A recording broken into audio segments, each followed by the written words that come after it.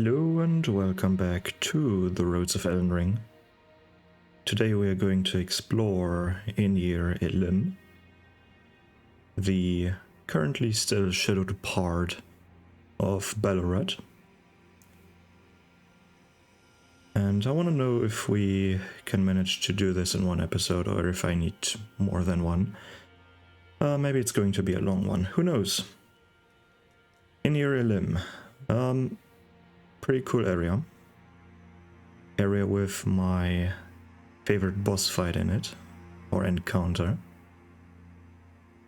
But in order to reach this, we need to examine this ceiling tree over here. So let's do that.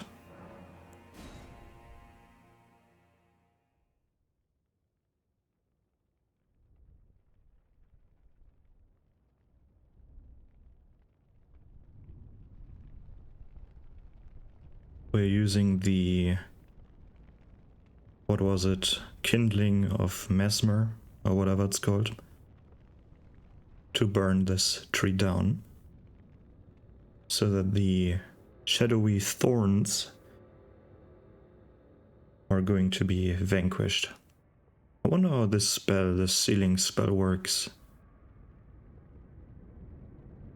I wonder what happens to the people that were in the sealed off part.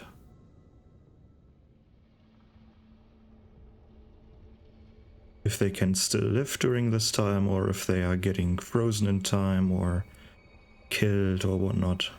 Killed, probably not. Otherwise we wouldn't be able to be there. But I always imagine this to be like a shield. No one can enter, no one can leave. Cup of deal. There it is. The impossible building. Structure. Whatever. Floating in the sky. Looks pretty impressive. Now we're getting teleported to the beginning of Enir-Ilim. And for some reason,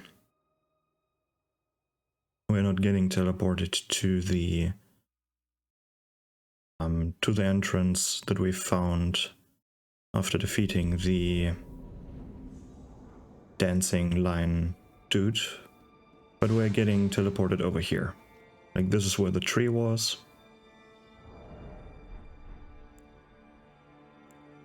Over there. Hey. No, how do I... No.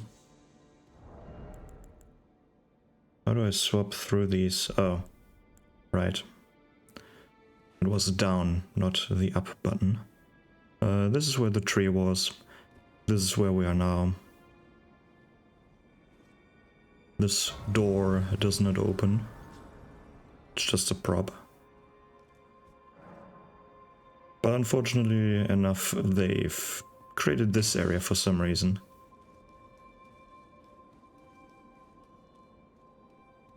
And what I mean by that, by the other part, I will show you.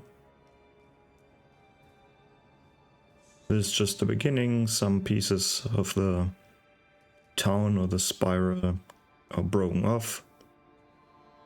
I wonder where this one leads to. Doesn't really show any further path here. It doesn't connect to this path up there. This is... this staircase probably connects to that one over here. But I wonder where this connects to.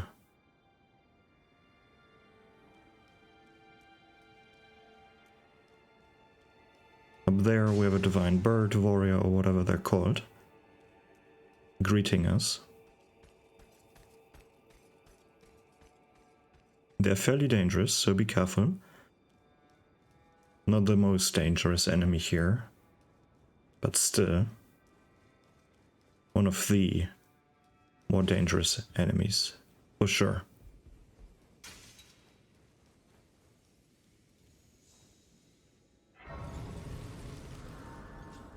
The interesting part about Enir-Ilim as a whole, to me, is that what I usually like to do in these videos is talk about how things don't really make any sense in a real life scenario or somewhat real life scenario with fantasy elements in mind, as like they serve no purpose or there are no living quarters or whatever.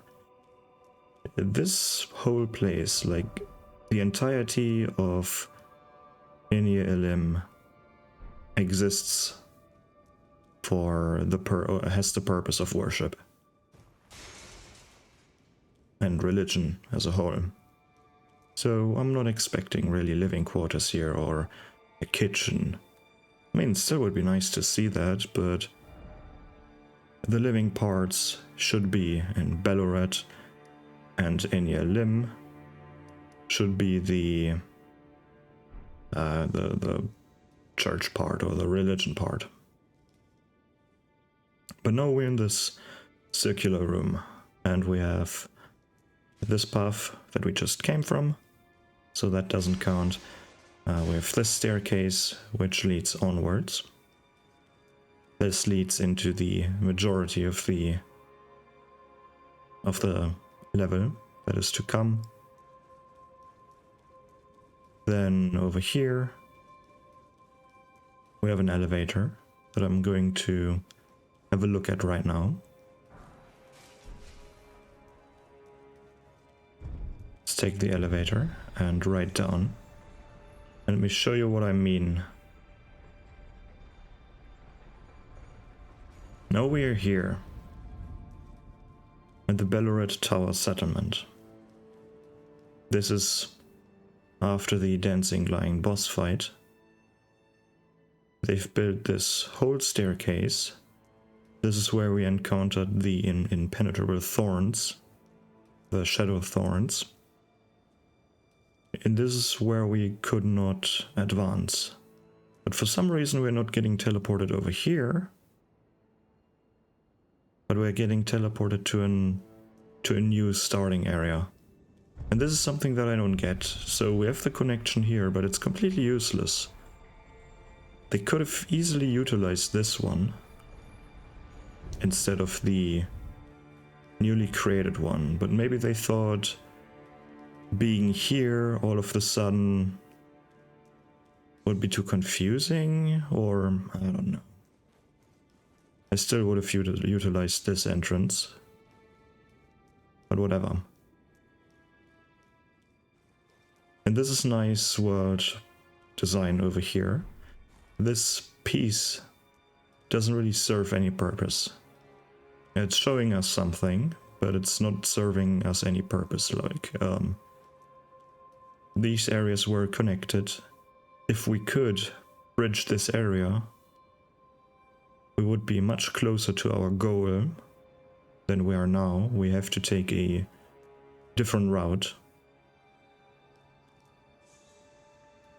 But if we could go over there, it would be much quicker. So it's just a world design element. And it's teaching us that we can potentially walk on these roofs over here. So we should keep our eyes open for such shenanigans. And here we are back in the circular room. So we only really have one path onward. And this is where the fun begins. Now we're in the real level, or in the real beginning of the level, I should say. And it looks quite nice. They have these trees over here. All of these different places. And now it's up to us to potentially grab every single item we find. And uncover every single secret. We also have a few of the main enemies are the Hornsend, or the Inquisitor Hornsend, or whatever you want to call these. We've already found them in the... No, I want to zoom out. We've already seen them in the graveyard area and in the Abyssal Woods area down here. Just inflicted with frenzy.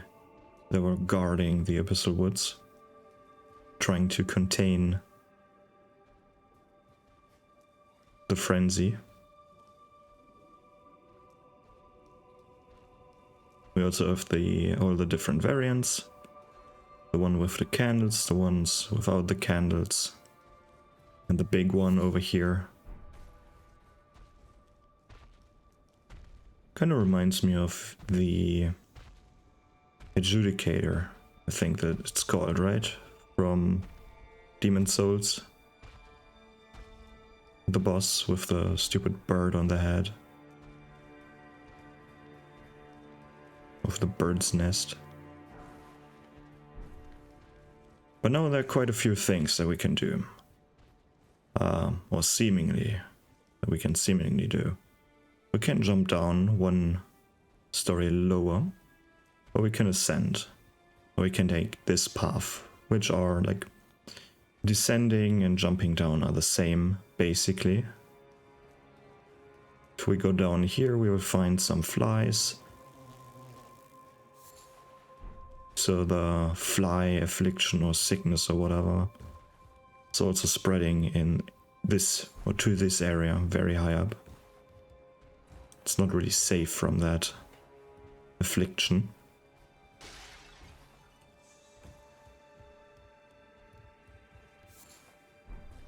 Bunch of fruits going through here, showing that it's been some time since this place got cared for.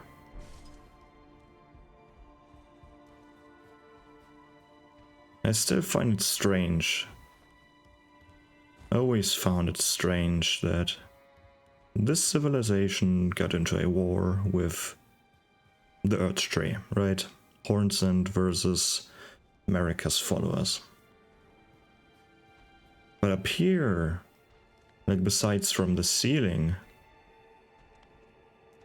like it somewhat feels intact. But somehow they all lost their minds, or they're no longer caring for this place. And I don't really get why.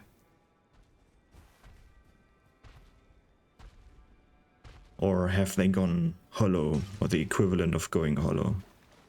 Probably, right? Because otherwise I would expect this area to be cared for. Like no sand or dust or ash on the staircases, clipping these trees so that the roots are not growing everywhere. Of course it makes sense, you can't really build. You might not be able to restore some of the areas because of the war or because of decay or whatever, but you can still care for the parts that are there.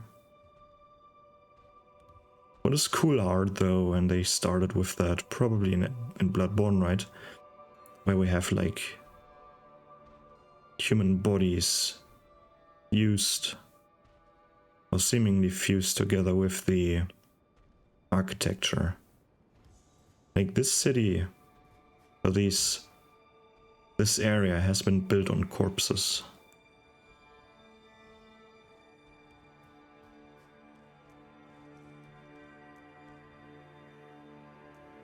But instead of water, we also have these streams of sand.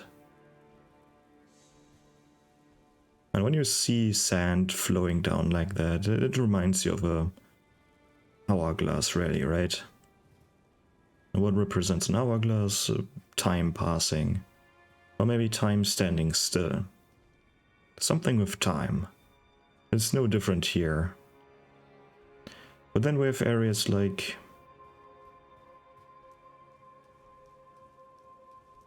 these nice little platform elements, but we wonder how we get there. And of course we have to climb up on this tree. We can utilize these branches, grab some items that we've missed so far.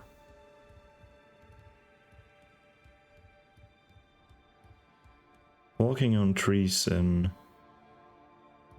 Souls titles is always something very scary.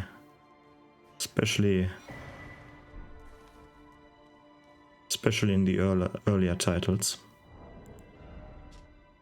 You've got the Spira, superior sorcery of the Tower Priests, wielded as an incantation of the Spira. Rub one's arms together and hold them up to the heavens to summon a spiral of light that erupts at the enemy's feet. Column of light persists for as long as the button is pressed. The spiral is a normalized crucible current that one day will form a column that stretches to the gods. And this is what the city represents. For this part of this area. They're basically building everything in spirals because of the normalized current of the crucible. Normalized probably in the sense of left alone. This is how it would work here. But now it's strange, right? We still have this area over there, for example. It looks like we can get there. But how do we get there? And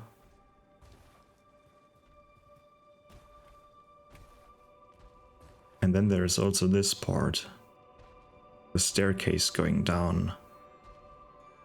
I think I've missed that part. It's fairly well hidden.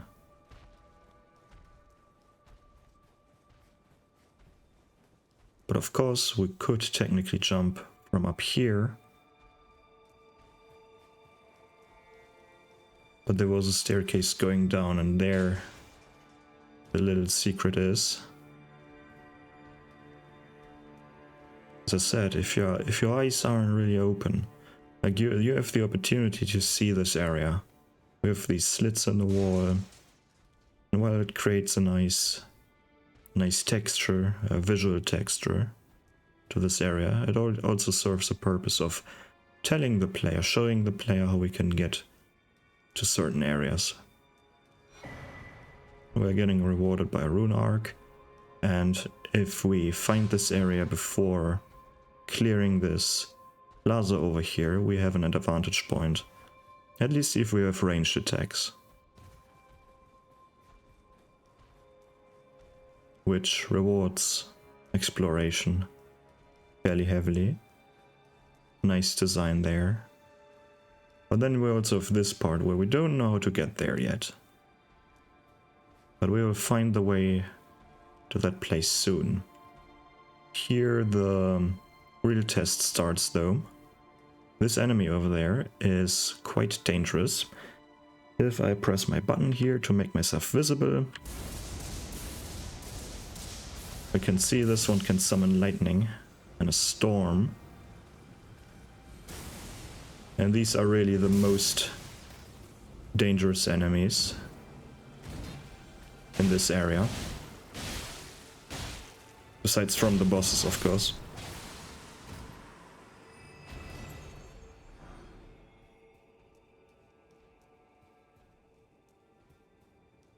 And they're the only ones that can influence the weather here. As you can see, we have a golden sky. But we are currently at the late daytime. Let's see how it looks like during nighttime.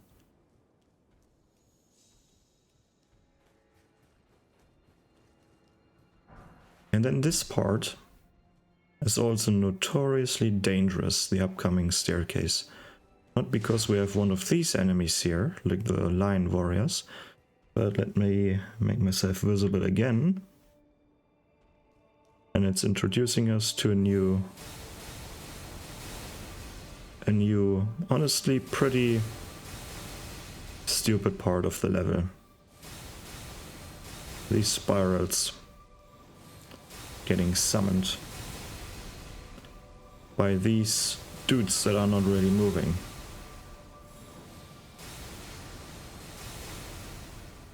Their only attack is the Spira, a buffed version of Spira, because the player Spira isn't that strong. But they have a huge range. As you can see up there is the next one. He's getting triggered fairly soon. as well. Oh, am I invisible again? Oops, sorry. Let's make myself visible again from this point.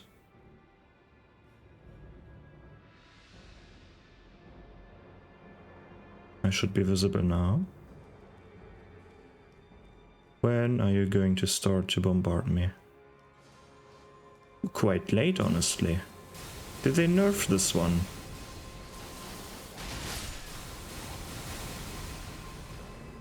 Because I could swear I could swear he ranged up to this point at some point in the past. But anyways, here we have another secret. If we look to the sides, not necessarily this side, but here we have a staircase first of all, leading down to an item.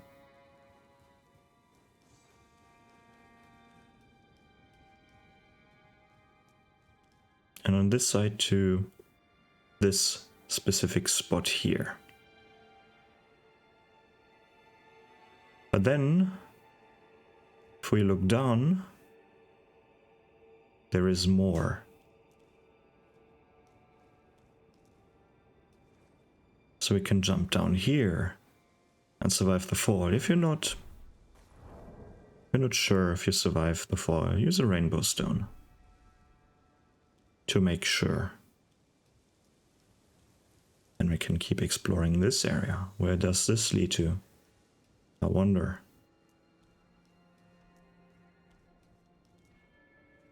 There we see an item with a broken railing here. For what reason is it broken? Of course, so that it tells the player that we can jump down here. There's no real other reason. There's no lore explanation or something. Doesn't look like there was a big fight here. It just is broken to create a visual noise to tell the player that there is something here. That the player should open their eyes. We have an item down there.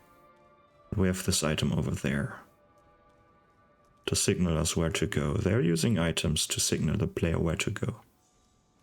Here we can jump over. Grab this item. It's quite nice, honestly. Holy proof pickled liver.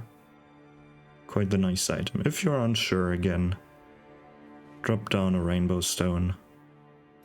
Oh, we can survive this fall. Let's jump down. And it's normal if you're getting sweaty hands here, because it's a platforming part. I'm getting sweaty hands too.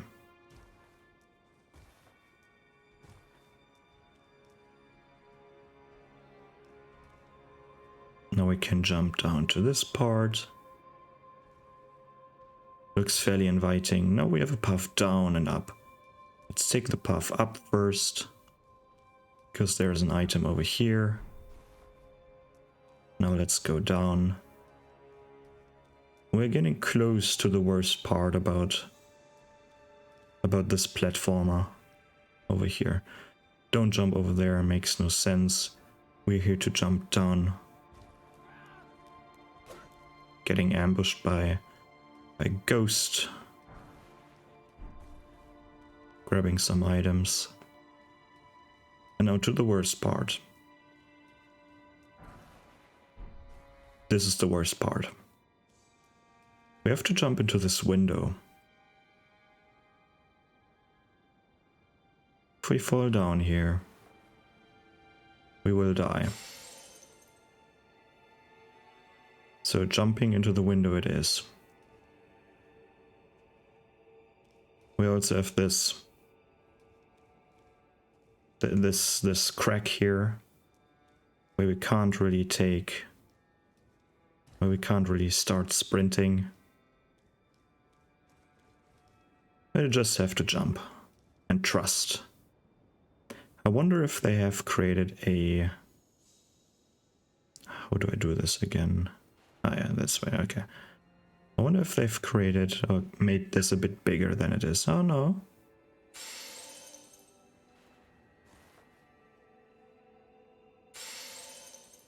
Maybe from here. Nope. Ooh. Make sure we have this fairly extended part, but I would have expected like a little bit of collision outwards. But apparently not. That's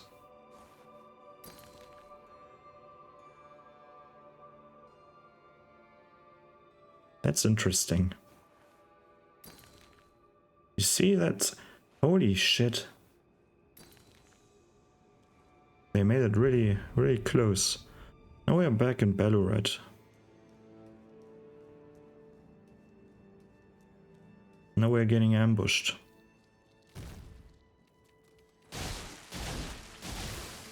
By one of those giant scorpions. Scorpion spiders, even worse, right? They're getting rewarded by a shadow tree fragment. And then we want to get into this building first.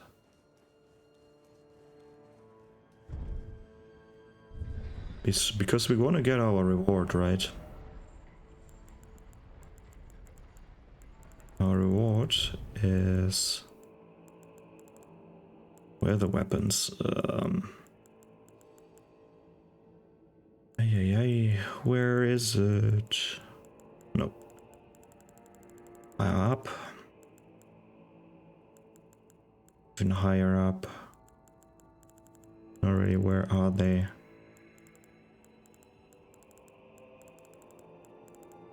Oh, there we go.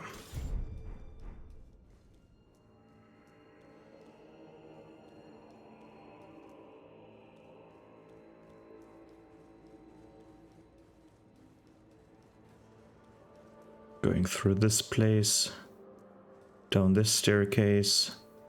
Careful, this one is strong again.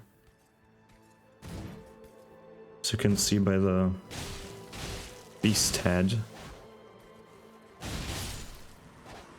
Not summoning a storm, but still strong.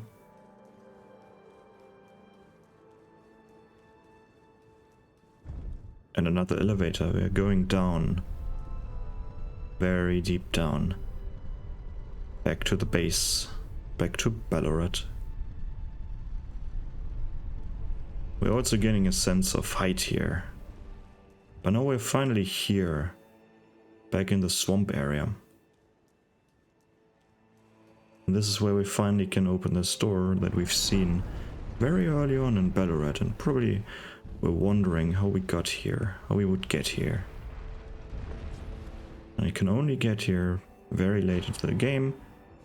We're getting the Euphoria weapon, which is a pretty cool twin blade. A regular moveset.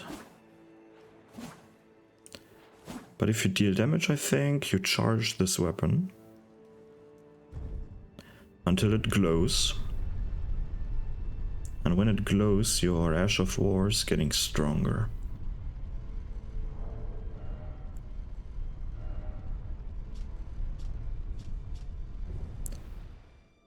Twin blade symbolizing abundance, the secret treasure of the tower. Though the blades, fashioned from golden shoots, are largely wilted and darkened, the luster can be restored by dealing damage to foes. However, damage dealt to those who live in death will have no such effect. Which tells me it's kinda draining their life essence. And it has the unique skill Euphoria Vortex. Using the power of the vortex, violently swirl the armament, dealing multiple slashes directly ahead. The greater the restored luster of the blades, the greater the power of the skill. However, use of the skill will fully consume the blade's luster. Yeah, you charge the blade by hitting living organisms, and then do that to use the stored energy. Let's see if we can charge it by taking these. Yeah, there we go. It's glowing, and it's glowing to its fullest. And now let's unleash it.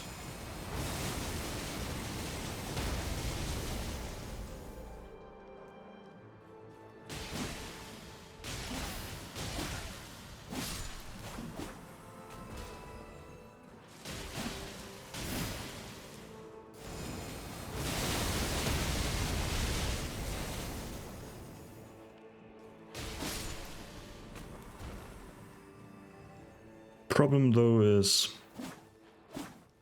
when you upgrade this weapon, you most likely kill the target, or if you're fighting a boss, you're probably not getting enough hits in until the luster wears off, or you're maybe not getting a window to actually unleash the Ash of War onto a boss.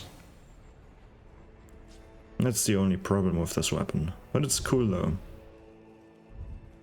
So now it's getting darker here, right?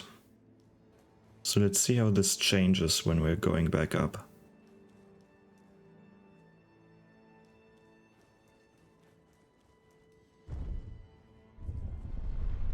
Because of course it leads back up.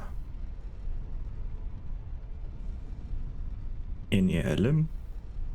And oh, it's daytime again. And we're over here.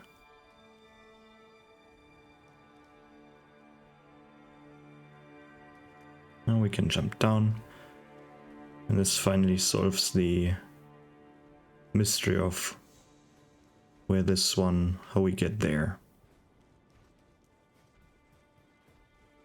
Now let's continue. The majority of this area we have behind us. Maybe not. Maybe I'm a bit too exaggerating. Maybe a bit of an exaggeration here.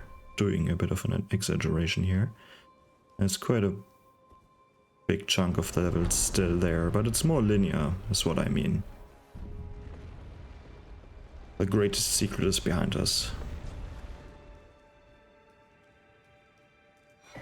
Here we still don't have the final one. I abandoned here all my fears. So he already abandoned everything he has, but now his emotions start.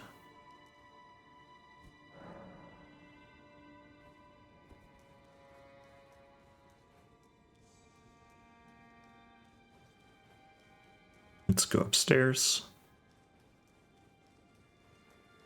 I don't know. Because this is broken again, so we have to take this, the roof. Get rid of this idiot. More corpses that are being built upon. It's a nice visual design, like the spiral is being built on corpses.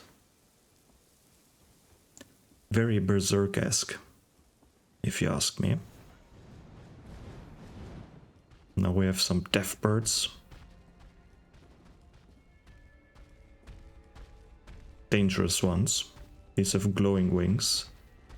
And they can cast Rings of Death. And there are also quite a lot of them here. Be careful if you're fighting them.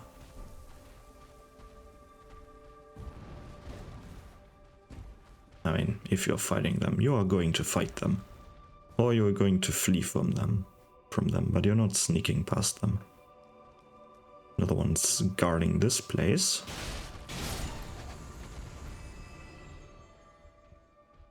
More revered spirit ashes.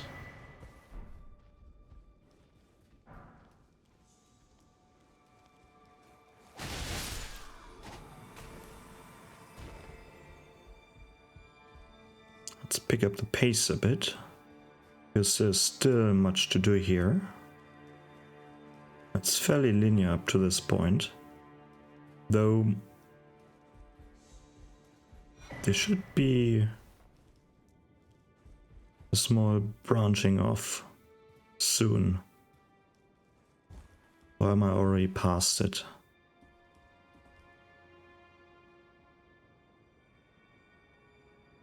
Oh, there it is. Sorry. I've already missed it. This is where the deaf birds are.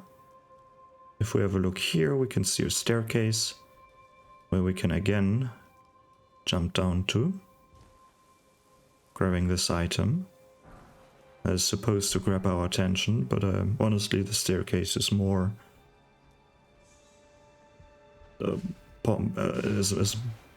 what is it called?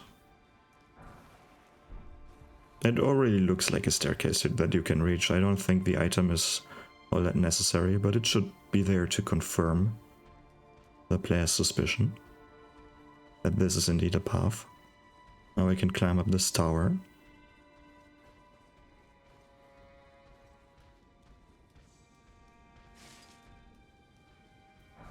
To grab an item. Another ladder over here. More corpses. Looks quite cruel.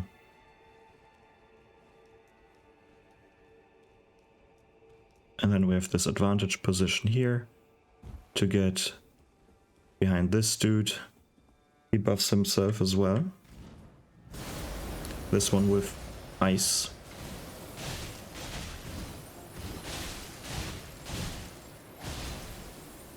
So we have lightning, we have ice.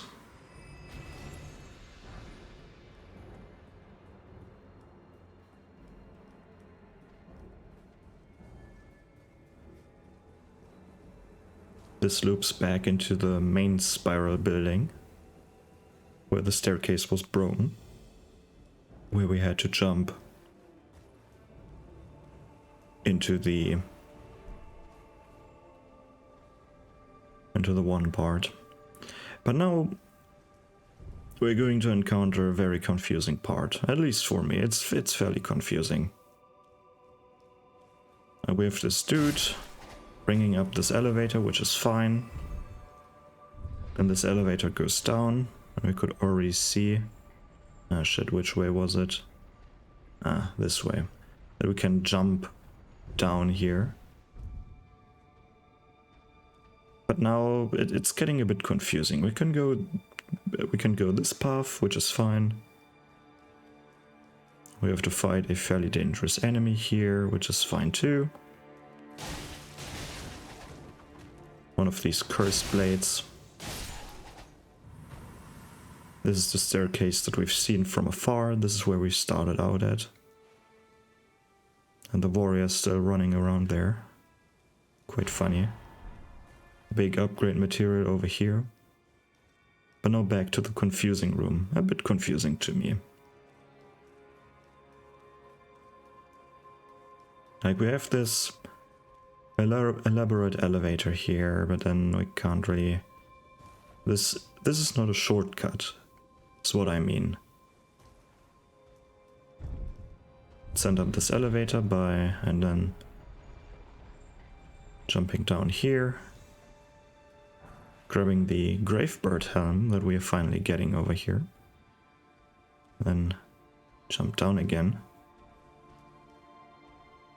What we can see, particularly from this staircase, we are underneath the, or above the bonfire, the site of grace there, that we've already activated.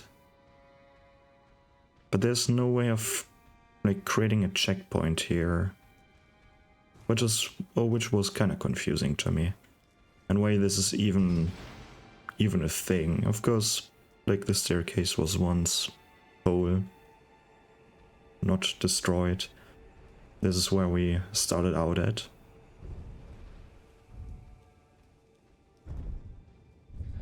But then this whole place is kind of confusing. Which is fine, it's a nice level design. Realistic? Probably not, but who cares, right? We're far away from realism here. And now our final test. Another warrior. Let me disable the invisibility again. This looks like a boss arena. It's not really. He's summoning the storm.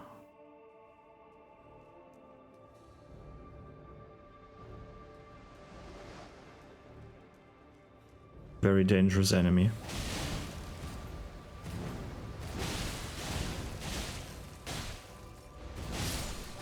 Tanks quite a few hits. Even if you have everything maxed out.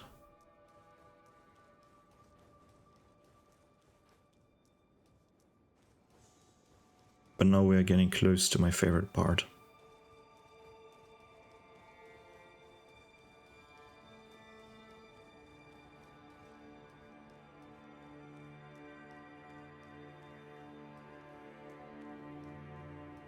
But this is probably where...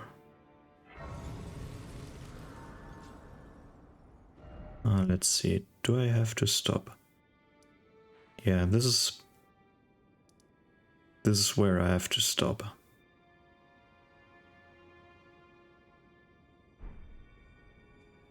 At least with continuing in Enir-Ilim. And the next episode will be in the fissure. And the reason why I have to stop here is to get everyone together. I have to complete a quest line. This was kind of fuck up by me, but it somewhat fits. There's not that much more to explore. This is basically a boss fight back to back. 2 boss fights back to back. But I still have to complete Thiolier's quest line. But there's still something that I wanted to show you. Something that I did not discover myself, and it's actually been some time since I've seen this in a video, but I've seen it in a specific video. I think we need... Why do I not have her?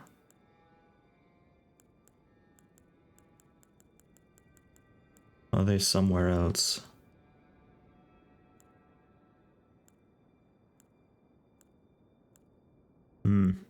Ah, there she is. Jolan, right.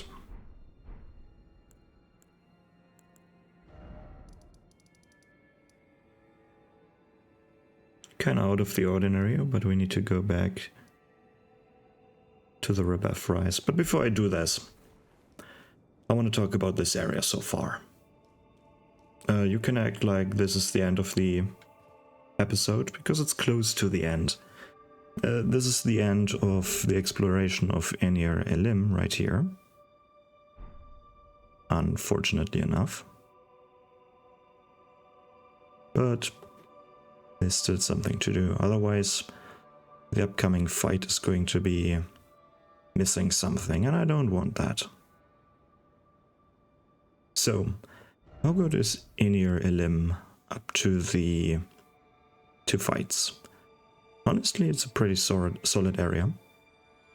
Quite a few secrets, quite a few hidden paths, which is nice. I really like that. I really appreciate this. Other than that, enemy variety is decent. There are quite a few dangerous enemies here. It feels more like a very difficult gauntlet. But that's what you have to expect very late into the game, right? You have the strongest enemies facing you. You have the lion or beast head warriors, whatever you want to call them.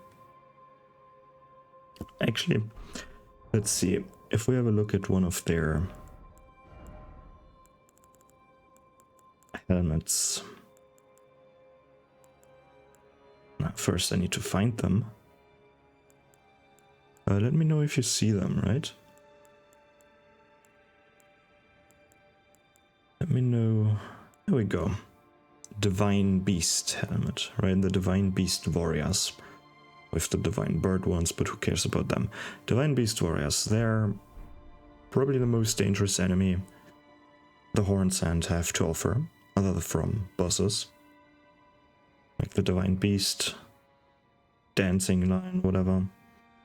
It's probably the most dangerous enemy they have to offer. But that is the strongest non-boss enemy, which is pretty cool. What else do we have? We have Deathbirds, we have Curse Blades, we have the regular dudes with some flies. Actually, not too many flies, so I approve. I approve of the use of flies here. And we have a very, very sick looking area. Very cool, except this. Don't look at the textures too close, otherwise they're getting ugly.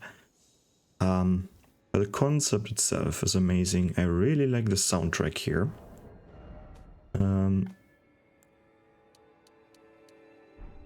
The music. I really like the music here, especially these... let me see. Let's listen a bit.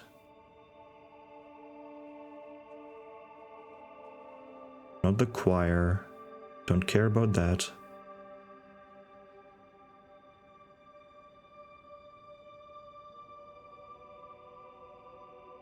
Come on. Where's the sound? No.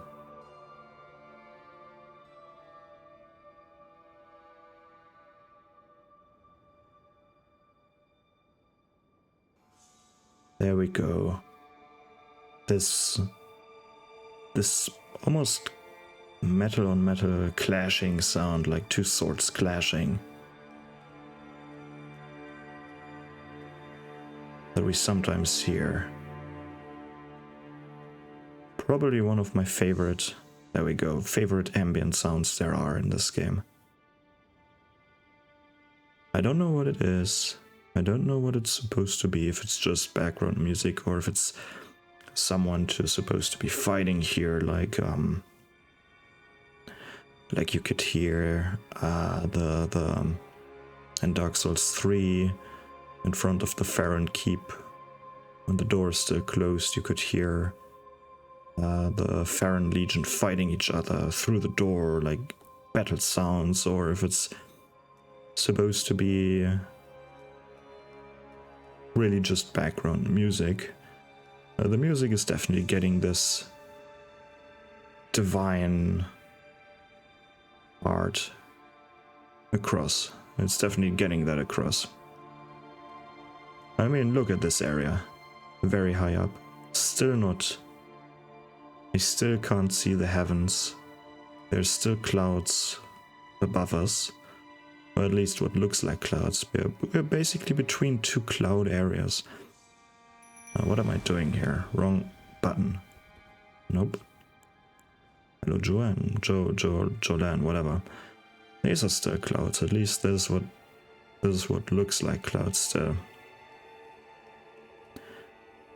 But we're in the heaven, in between the heavens.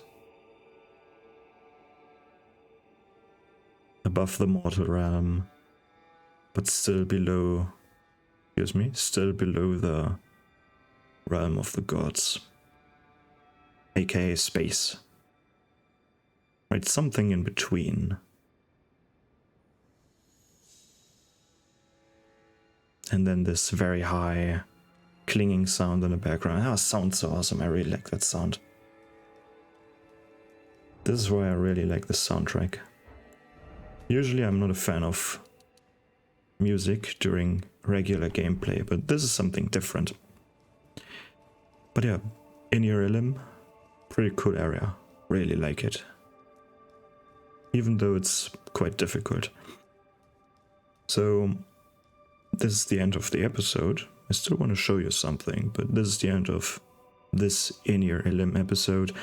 And now let's go to the thing that I wanted to show you that I've totally missed, because there's still more to Rabbath's Rise. And it's been some time since I've seen this. I always wanted to show you, but didn't know when. And even though this is still a bad part, so still not fitting. not fitting in this episode, but who cares? There's something special about Rabeth's Rise.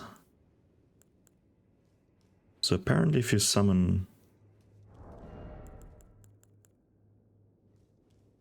Jolan here somewhere, there's a bit of dialogue or something, but I still don't know. I don't know where, and I also don't know how you're supposed to get the hint, or if there is a hint. Well, let's do it just at the top. Maybe the... Whoops.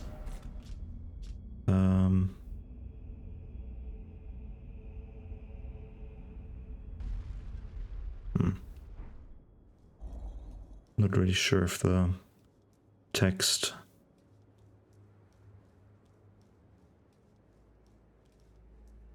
It's just some... Nope.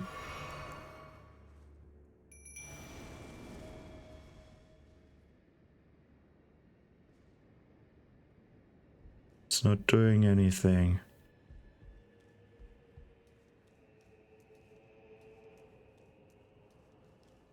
Did I fuck up?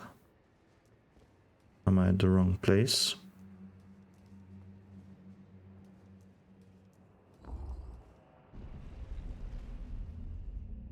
Kind of disappointing right now.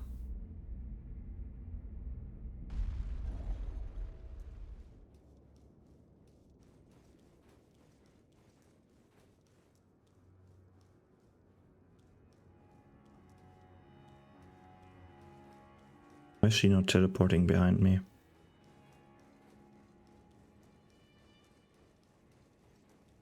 Shouldn't she catch up or something?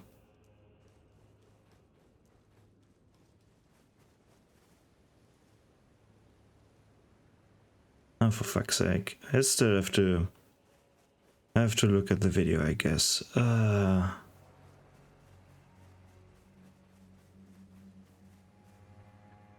well, gonna do this next episode at the beginning of next episode. Sorry for the letdown. So, what I said in Enir-Ilim actually was the end of the video. You can see this as a small blooper. But next episode what we will do is have a look at the Fisher, finishing Tholier's quest line, and also Saint Trina's quest line. We're going to start and finish.